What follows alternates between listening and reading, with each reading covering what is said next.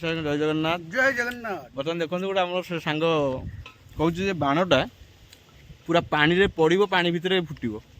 ଏଇଟା କାହିଁ ମୁଁ ତ କେବେ ଦେଖିନି, କିନ୍ତୁ ଇଏ କହୁଛି। ତା ପୂର୍ବରୁ ଆମର ବାଦି ଲାଗିଛି କ'ଣ, ଯଦି ପାଣିରେ ଫୁଟିଲା ତାହେଲେ ମୁଁ ଦେବି 1000 ଟଙ୍କା, ଯଦି ଫୁଟିଗଲା। ଯଦି ପାଣିରେ ନ ଫୁଟିଲା ସିଏ ଦେବ 2000 ଟଙ୍କା। ଏଇଟା ଗୋଟେ କଣ୍ଡିସନ ଗୋଟେ ରଖାଯାଇଛି। ମୁଁ ତ କେବେ ହେଇଥାଇପାରେ, କିନ୍ତୁ କ'ଣ ଏଇଟା ସତ କଥା କି କ'ଣ ମୁଁ ତ ଜାଣିନି। ଯଦି ସତ କଥା ହେଲା ତାହେଲେ ମୁଁ ତ ତାକୁ ପଇସା ଦେବି, ଯଦି ନହେଲା ମୁଁ ବି 2000 ଟଙ୍କା ରୋଜଗାର କରିବି। କାରଣ ଯେହେତୁ ଆଜି ହୋଲି, ପଇସା ରୋଜଗାର ଟଙ୍କାଟା ନାହିଁ। କଣ୍ଡିସନ ତ ହେଇଛି ଆଉ, ନ ଫୁଟିଲେ ମୁଁ ଦେବି 2000, ଫୁଟିଲେ ତମେ ଦବ 1000। ନିଶ୍ଚିତ ଯାହା ହଉ, ଦେଖିବା ଆଗକୁ କ'ଣ ହଉଛି। ଯଦି ଫୁଟିଲା ତାହେଲେ ମୁଁ 1000 ଟଙ୍କା ଦେବି, ଯଦି ନ ଫୁଟିଲା ମୁଁ 2000 ଟଙ୍କା ପାଇବି। ଦେଖିବା, ଟ୍ରାଏ କରିବା। ଜୟ ଜଗନ୍ନାଥ।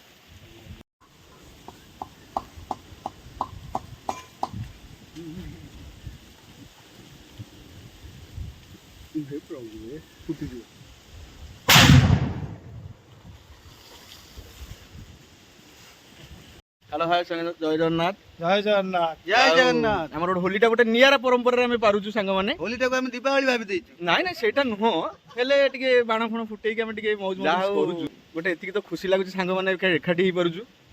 ସାଙ୍ଗମାନେ ତ ଟାଇମ୍ ଦଉନାହାନ୍ତି, କିନ୍ତୁ ଯାହା ହଉ ଭଗବାନ ଆମକୁ ସେତିକି ଇଏ କରିଛନ୍ତି। ଆମେ ସାଙ୍ଗମାନେ ଆଉ ଦି ଜଣ ଟାଇମ୍ ସାଙ୍ଗ ବି ସ୍ପେଣ୍ଡ ସେପଟେ କରୁଛୁ। ରୋଷେଇରେ ଲାଗିଛନ୍ତି। ଦେଖନ୍ତୁ ଆମ ସାଙ୍ଗମାନେ ବି ଏପଟେ ଅଛନ୍ତି। ହଉ, ସେମାନେ ବି ଟିକେ ସାମିଲ ହେଇପାରୁନାହାନ୍ତି, କ'ଣ ନା ଯେହେତୁ ରୋଷେଇରେ ବ୍ୟସ୍ତ ଅଛନ୍ତି।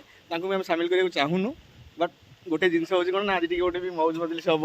ବାଣଟା ଗୋଟେ ଦେଖ, ସାଙ୍ଗ ଗୋଟେ ବାଣଟା ଥୋଇଛି ହେଲା, ଏ ବାଣଟା ବି ଗୋଟେ ଫୁଟେଇବୁ। ଆଉ ଗୋଟେ ପାଣିରେ ଫୁଟିଲା ଗୋଟେ ବାଣଟା, ଯାହାକି ଫଳରେ ମୁଁ 1000 ଟଙ୍କା ଆଜି ମୋର ଲସ୍ ହେଇଛି। ତା ହାତରେ ବାଦି ମାରିଦେଲି ଯେ ପାଣିରେ ଯଦି ବାଣ ଫୁଟିବ ତାହେଲେ ମୁଁ 1000 ଟଙ୍କା ଦେବି, ଯଦି ନ ଫୁଟିଲା ସେ 3000 ଟଙ୍କା ଦେଇଥାନ୍ତା। ଗଲା ଆଜି, କିନ୍ତୁ ମୁଁ 1000 ଟଙ୍କା ଲସ୍। ଦେଖ ଏଇଠି ସାଙ୍ଗ, ତା ଦ୍ୱାରା ପାଣିରେ ବାଣ ଫୁଟିବା ଦ୍ୱାରା କେତେ ସାରଙ୍କର ଆମର କ୍ଷତି ହେଲା। କ'ଣ ଯେହେତୁ ମାଛ ମରିଗଲେ, ଶେଉଳ ବହୁତ ମରିନାହାନ୍ତି, ଯେହେତୁ କମ୍ କ୍ଷତିଗ୍ରସ୍ତ ହେଇଛନ୍ତି। ତାଙ୍କୁ ଆମେ ମୋହନ ସରକାରଙ୍କୁ ଅନୁରୋଧ କରୁଛୁ, ୟା ପ୍ରତି ଯଦି କିଛି ଦୃଷ୍ଟି ଦେବେ ତାହେଲେ ଆମେ କିଛିଟା ଉପକୃତ ହବୁ, ଚିର ଉପକୃତ ହବୁ। ଚିର ଉପକୃତ ହବୁ। ଦେଖନ୍ତୁ ବର୍ତ୍ତମାନ ଇଏ ହେଉଛି ଆମର ବାଣୁଆ, 1.5 ଲକ୍ଷ ବାଣ ଫୁଟେଇ ସାରିଲାଣି। ଦେଖ ବର୍ତ୍ତମାନ ଉପରକୁ ଯିବ ଏବେ।